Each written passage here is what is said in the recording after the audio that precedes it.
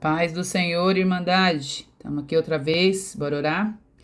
Senhor bendito, nós te louvamos por este dia, por esta leitura, por este momento tão agradável em que nós desfrutamos da tua presença. Obrigada, Senhor. Fala conosco, nos confronta, nos mostra aquilo que nós precisamos reconhecer e mudar. Faz isso ainda hoje, Senhor. Faz isso agora. Nos livra de nós mesmos para que sejamos melhores, segundo os teus olhos e a tua vontade. Pelo teu nome, amém. Bora lá, gente. Nós já estamos aí em Lucas 20. Bora lá? Lucas 20, do 1 ao 8 aqui. Eu vou correr porque tá dando um probleminha no meu celular e ele só tá deixando 12 minutos. Vou correr, tá? Depois eu vejo o que tá acontecendo. Diz assim: certo dia, enquanto Jesus ensinava o povo no templo, então Jesus estava ensinando, os chefes dos sacerdotes, os mestres da lei e os líderes religiosos chegaram e perguntaram assim: com que autoridade você faz essas coisas? Quem lhe deu autoridade? E aí Jesus vem e faz uma resposta para eles aqui, dizendo assim: olha, eu vou perguntar para vocês alguma coisa sobre João. E ele faz as perguntas. E aí, por quê? Por que ele pergunta sobre João? Porque aquela época, lembra que muita gente acreditava em João, tinha ido ser batizado por João.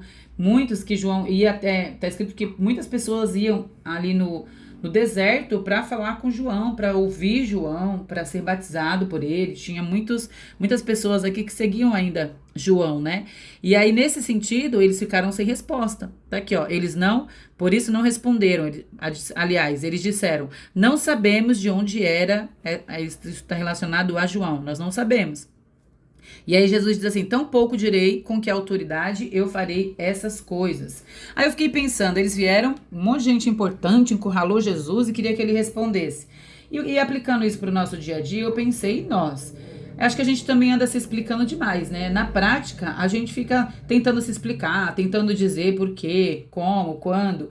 E aí a gente aprende aqui com Jesus que nem tudo a gente precisa explicar, não. Ainda mais nesse contexto aqui, pessoas dessa índole, que todo dia a gente é cercado por gente assim também, né? Que vem querendo pôr a gente à prova ou algo assim. E o que Jesus fez? Ele não deu resposta, não. Falou: não, com que autoridade? Eu não vou responder, não.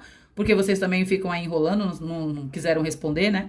Então, que a gente aplique isso para as nossas vidas. A gente tem que sair falando de tudo para todo mundo, né? Aí ele vem explicando aqui a parábola dos lavradores. Aí diz: certo homem plantou uma vinha, né?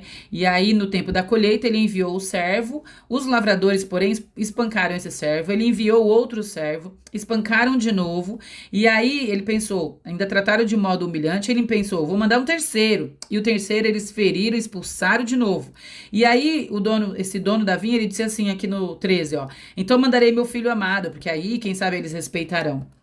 Né? Olha só, mandarei meu filho amado, quem sabe eles respeitarão.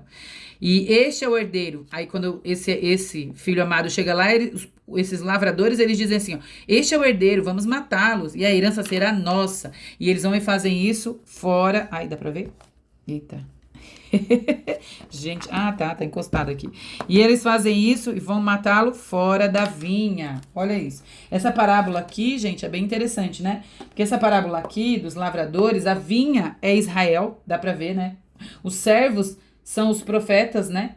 Os profetas, cada mandou um servo, mandou outro servo, espancaram, ó. Os profetas vinham direto trazendo uma palavra sobre Israel há muito tempo e eles não ouviam, né? Eles maltratavam os profetas. E o filho amado, não precisa nem falar, né? O filho amado era Jesus. Só que tem uma coisa interessante nesse texto, e aí eu vou virar aqui, que tá aqui, ó. Aqui no finalzinho, ó. Os mestres da lei, tá retinho? Tá, né? Os mestres da lei, que aí ele vem falando sobre ele ser, né? A pedra que os construtores rejeitaram, tornou-se a pedra angular, tá na letrinha A, que também tá em Salmos, né? Eu até marquei aqui embaixo. Aí ele vem dizer assim: os mestres da lei e os chefes dos fariseus procuravam um meio de prendê-lo imediatamente, pois perceberam que era contra eles que havia contado aquela parábola. Olha só. No entanto, tinham medo do povo. Ou seja, essas pessoas que matavam os profetas, quem eram? Eles também, esses religiosos, né?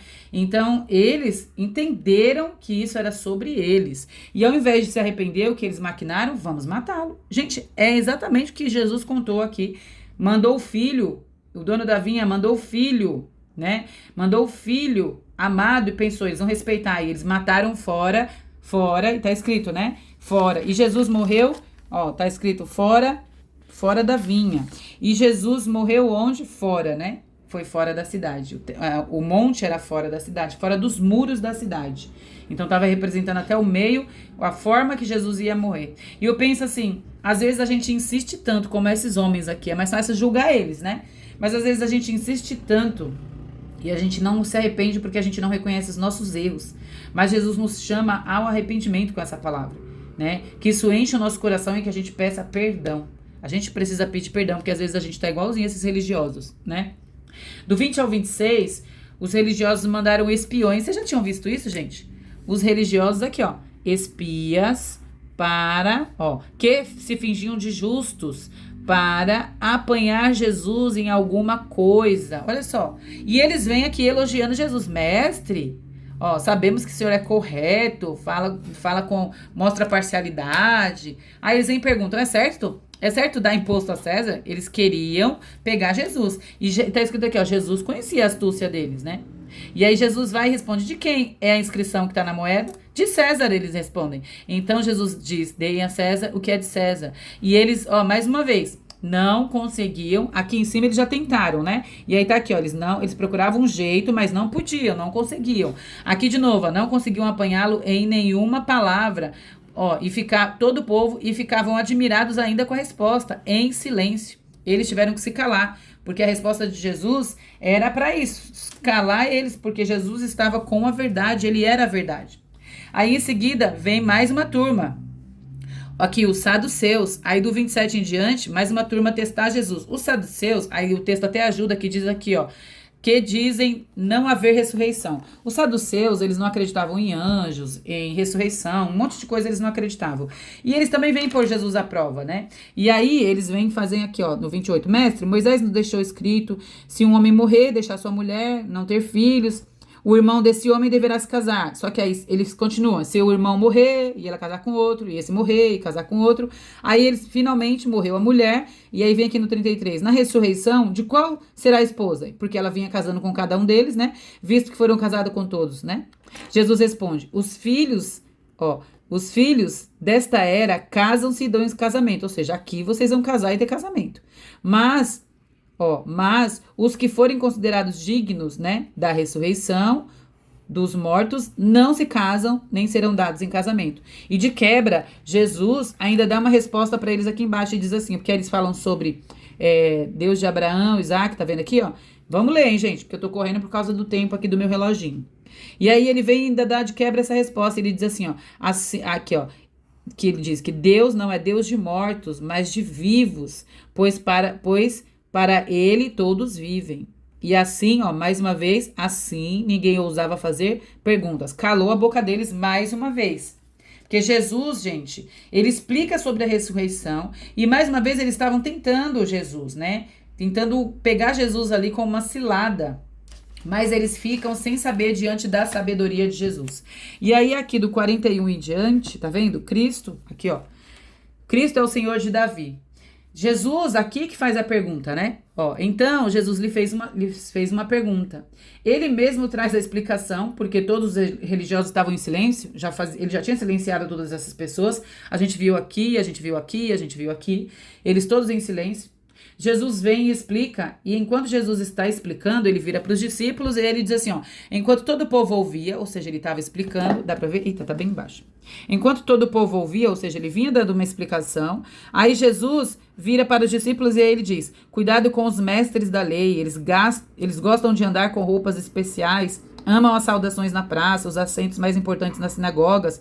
Então, ó, andar com roupas especiais, saudações nas praças, os assentos mais importantes na sinagoga, os lugares de honra nos banquetes. Eles devoram a casa... Olha tudo que esses religiosos faziam. Devoram a casa das viúvas e para disfarçar... devoravam querendo, né? Para disfarçar, fazem longas orações. Esses homens serão punidos com maior rigor. Misericórdia, né? Se o Espírito de Deus, gente, habita em nós precisamos, então, tomar cuidado. Porque ele fala assim de maior rigor, de uma pena, de uma punição. Ele acusa esses homens de estar fazendo isso. Então, a gente tem que tomar cuidado, por quê? Porque, às vezes, nós fazemos acusações. Se o Espírito de Deus está em nós e todos nós somos aqui em Cristo, todos em Cristo, filhos de Deus, a imagem e semelhança do nosso Cristo, os irmãos por adoção, cuidado quando você faz a acusação sobre outro cristão. Nós precisamos tomar muito cuidado com acusações. Nós precisamos tratar o nosso coração, submeter as nossas intenções a Jesus e depois disso se arrepender e pedir perdão. Nós precisamos ter sinceridade no coração.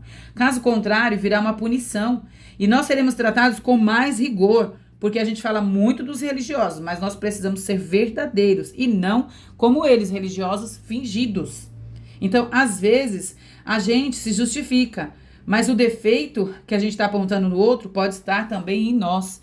E que o Senhor tenha misericórdia de nós e nos ajude a ver tudo que está errado em nós e que Ele nos ajude nesse momento de conserto. Vamos pedir perdão, vamos para agora olhar para dentro de cada um de nós, reconhecer aquilo que a gente está fazendo de errado e pedir perdão. E parar, né, de acusar o outro, de apontar o dedo para o outro e olhar para os nossos próprios defeitos. A gente não tem que ficar só olhando para nós como vítima. Coitado de mim, olha o que aconteceu. Deus vai ser o juiz das nossas causas. O que temos que fazer? Submeter tudo a Ele em oração. E assim, louvamos ao Senhor por mais essa oportunidade. Beijo, gente!